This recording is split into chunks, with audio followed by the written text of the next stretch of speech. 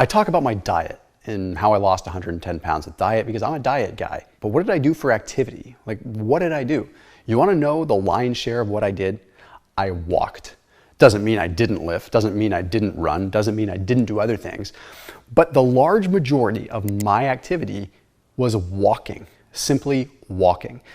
Now, I'm going to lay out the details of the benefits and why it's so advantageous when it comes down to preserving muscle and things like that. But first, we have to look at this paper that was recently published that is very daunting. It demonstrated that by the year 2030, 1 out of 2 people are going to be obese and 1 out of every 4 people are going to be severely obese.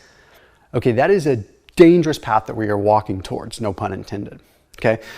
Now, when we look at other data, like large cohort studies, there was a study that was published in Lancet that took a look at 15 individualized cohort studies, and it divided people into 4 simple categories. People that walked about 3,500 steps per day, 5,800 steps per day, 7,800 steps per day, and just shy of 11,000 steps per day. There was a dose-dependent relationship between how much people walked and their all-cause mortality. So let's just get that out in the open. People that walked 5,800 steps per day were 40% less likely to die than people that walked 3,500 steps per day. People that walked 7,800 steps per day were 45% less likely to die, less risk of all-cause mortality.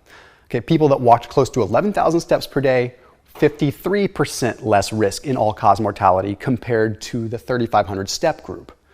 This isn't just to scare you, it's to really demonstrate that the simplest thing we can do is just walk. From a metabolic side of things, insulin resistance, all of this can dramatically be mitigated by moving our muscles. Now, resistance training definitely has its metabolic benefits when it comes down to improving insulin resistance and improving that. But we forget that walking is moving some of the largest muscles in our body, our glutes, our quads, our hamstrings, big muscles. And when we move these muscles, something miraculous happens. Okay, it doesn't just do healthy things for us. The simple contraction of these muscles sucks glucose out of the bloodstream without insulin even being required. Meaning that's giving the pancreas a break from having to pump out insulin while the cells in your legs are sucking glucose out of the bloodstream. That same glucose that's floating around the bloodstream potentially causing damage because it's elevated. So metabolically, it's a lot easier to get someone to walk than it is to get them to start resistance training. Start with walking. If you take the amount of steps you're walking today and increase that by 1,000. Now, there is a caveat. The upper end is like 17,000. After that point, it's a line of diminishing return. But walking also utilizes more fat as a percentage of fuel. Now, you can make the argument that if you go out for a run and you run for 60 minutes, you're going to burn more calories and ultimately burn more fat than you did walking for 60 minutes. And that is true. But as a percentage, walking is going to burn more fat as a percentage, which is definitely going to count for something huge because you can walk for a long period of time. So that means like the longer that you walk at a low intensity, the more fat you are utilizing and less carbohydrates and other fuel you're utilizing. Meaning if you have the time to walk and just casually walk, you're going to burn a lot of fat and only fat and not break up nearly as much muscle, which brings me to my next point. Walking is very muscle sparing. So in the spirit of a thoughtful nod towards all the benefits of resistance training, clearly I resistance train, it's important.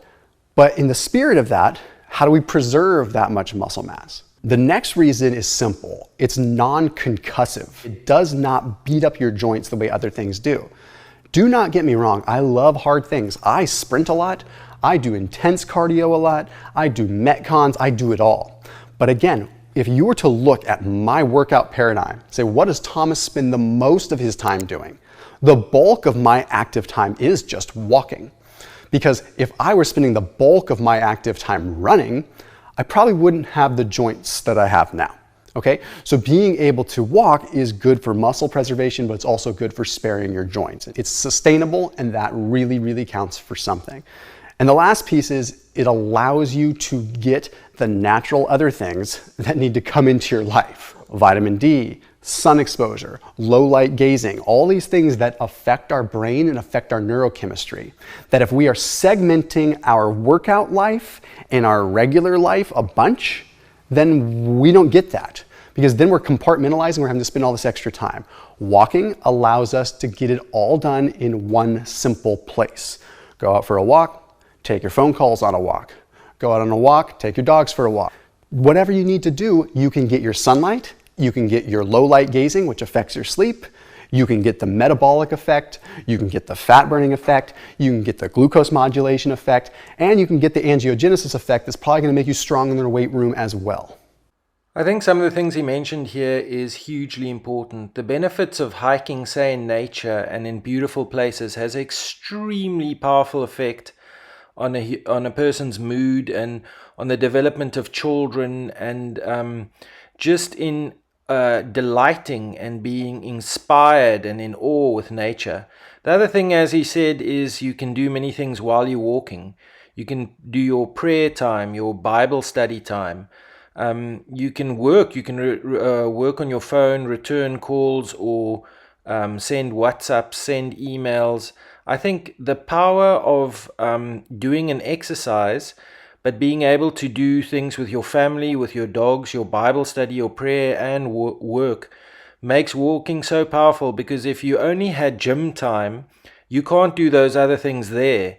So that means your disposable time contracts even more, because you have to do then gym, then you have to have a slot for your family, then you have to have a slot for your Bible study and prayer, then you have to have a slot for, say, emails, WhatsApps, or phone calls. So it really expands the utility of your time, free time.